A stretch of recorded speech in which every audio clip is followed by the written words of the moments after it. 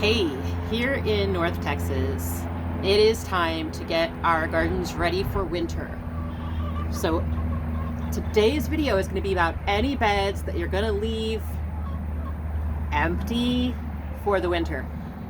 Basically, places where you're not planning on growing winter crops or anything that is of special interest to you, but you still want to take care of that bed.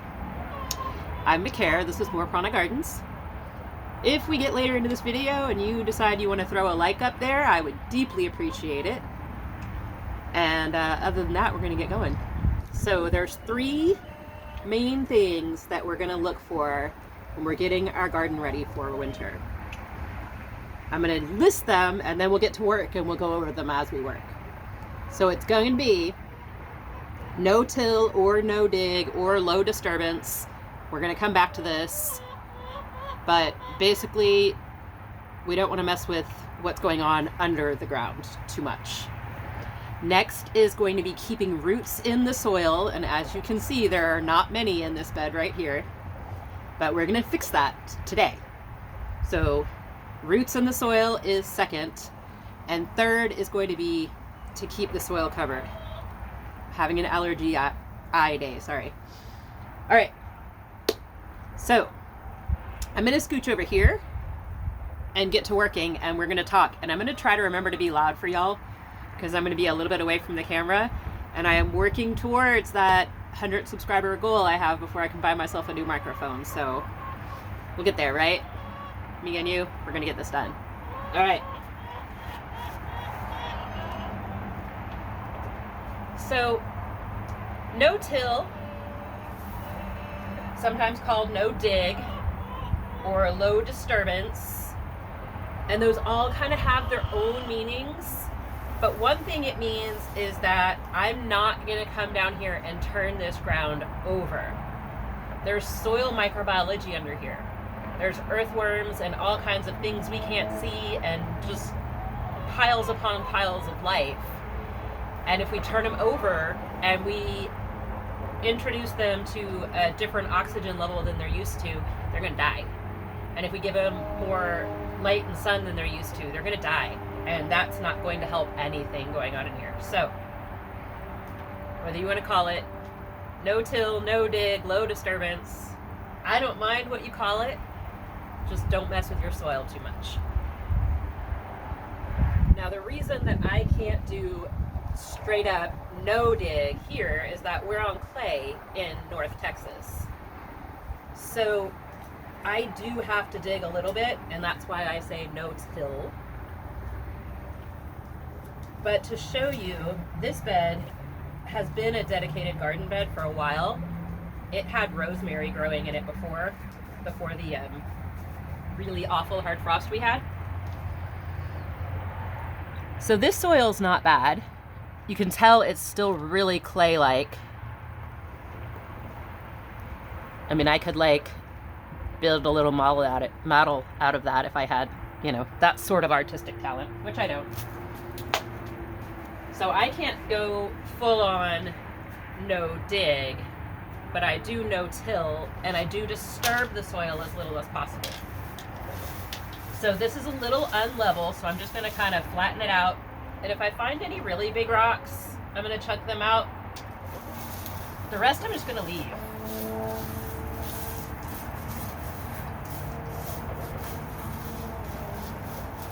I already have some straw in here. After we pulled out that rosemary, I laid straw on here just to keep the soil covered. Pardon me.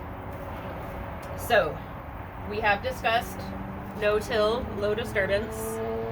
Next, I am going to add some garden soil because, as you just saw, this is very much clay.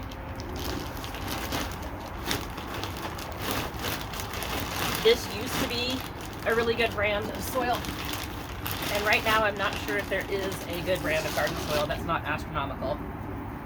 So we do what we can. I'm just going to spread this around. Now this is part of keeping the soil covered, but if you already have good soil going on, you're not going to need to add any. And I'm throwing it right on top of that old straw. It's not going to hurt anything to do that. I'm just trying to build it up. We have a little happier material for some roots to come into.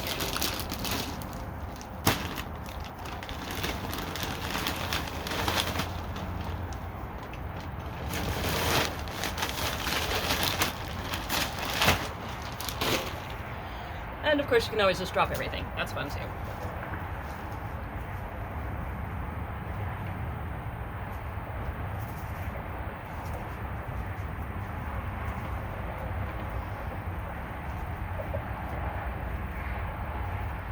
There's one of the nasturtiums I buried.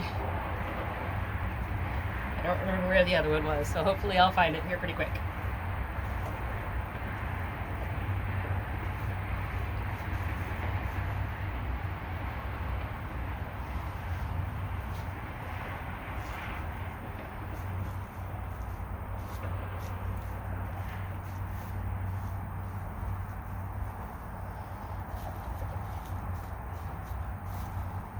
Alright.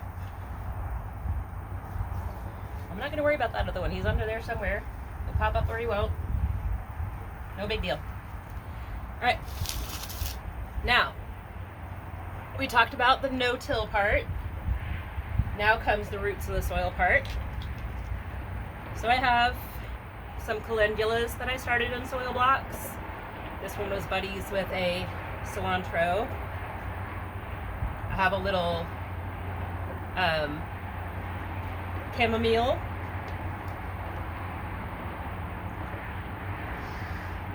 We have some sweet alyssum. And some more calendulas.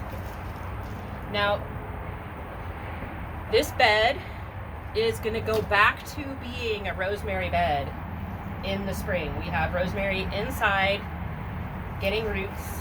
It's cuttings from the plant that we lost. I am just going to pop these annuals in the ground to get some roots going in there.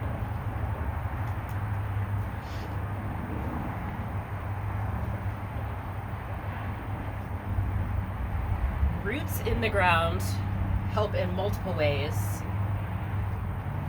They create pathways for water so that when it rains or when you water your ground, there's some place for the water, like a path for the water to follow. Really, really helpful. And then when these plants die and their roots start to decay, they keep that ground open in those little spaces that they made. And so that's another benefit.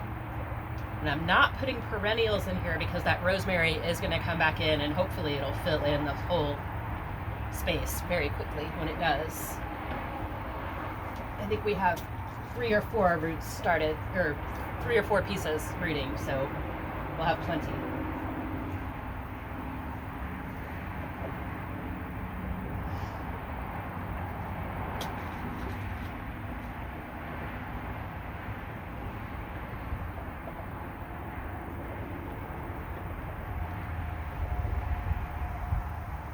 You can see I'm not being really careful with planning where things go.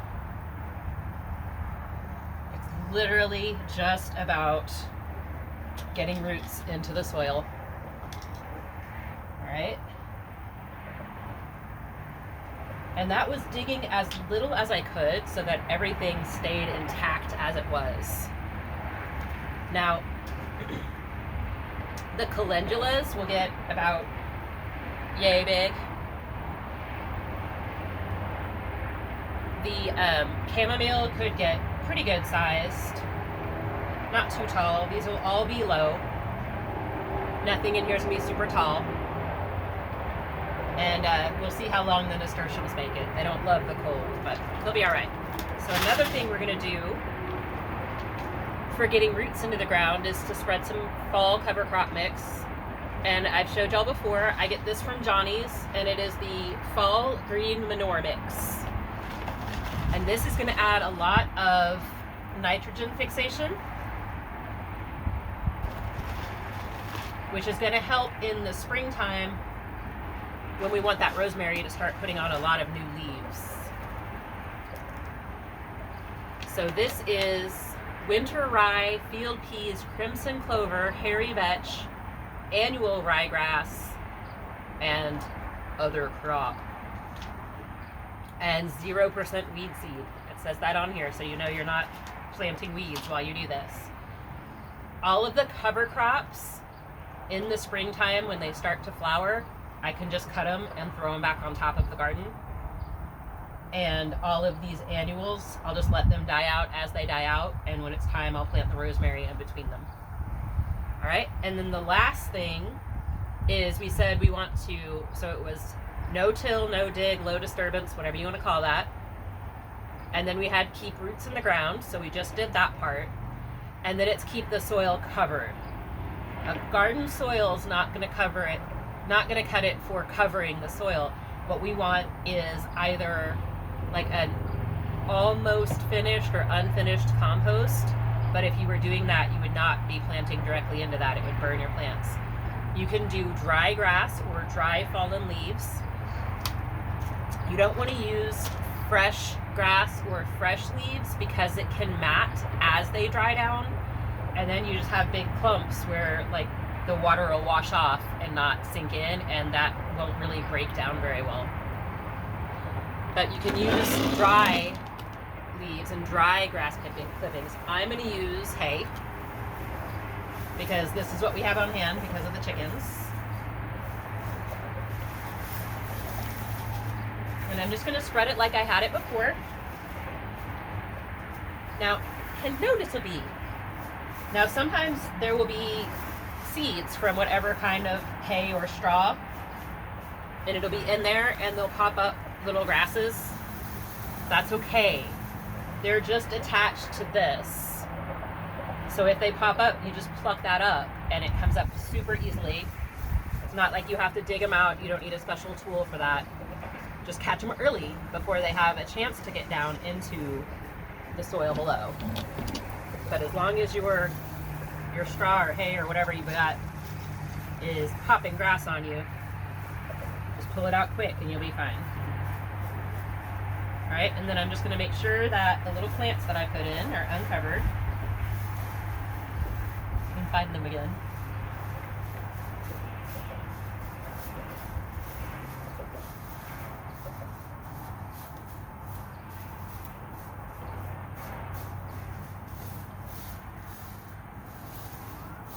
There it is.